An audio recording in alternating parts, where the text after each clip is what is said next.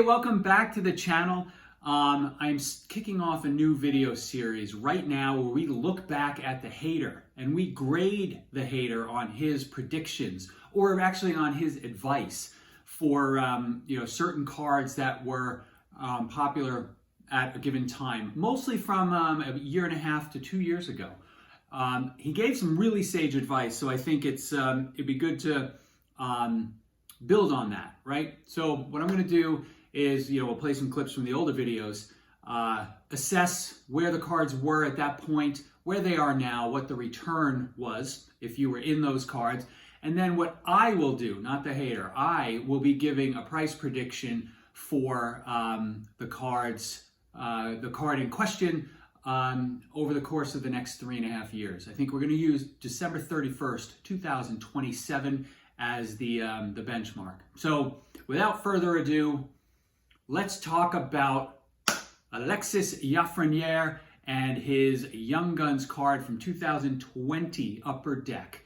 Here we go. I guess number one, what do you think about his performance thus far? There are some good things you see. Is it all bad? What are your thoughts there? Lafreniere, what can you say, man? What do we got? We're like 45, 48 games in, 15, 16 points, right? I mean, he's scoring a point every 3 games. Not a goal every 3 games, a point every 3 games. He ain't a generational talent there. It's early, but I've seen enough. A buyer, a seller, holder? What do you think now versus what do you think short term and long term too? All right, let's think about the young guns, right?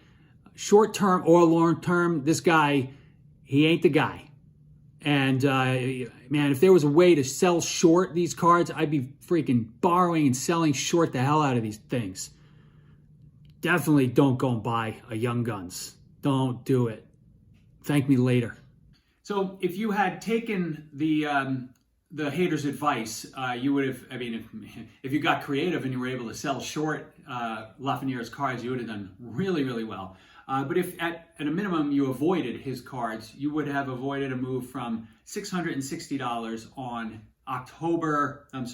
April 23rd of 21, a move down to $81 right around now. That was a return of negative 88%. That's pretty bad.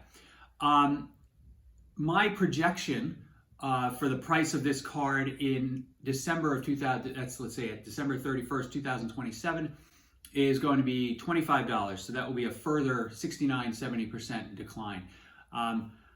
Lafreniere is just proving to be a very ordinary player.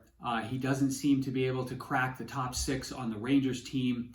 Unless he is able to do that or get shipped out of town and be on the top 6 somewhere else, his performance just will, he won't have the opportunity to put up any sort of decent numbers to to make his cards, a worthy thing to buy. When you look at I have the pop report here. Right now, there are 4,021 total cards graded. 1,594 of those are PSA 10s. So only about 50% got 10s, so they're a little rarer than some of the others that are on the market right now. But even that, I don't think is going to help. The bottom line is there's just going to be no demand for his cards, and I see a further decline. Just like the hater says, a continuing slow death. See you next time.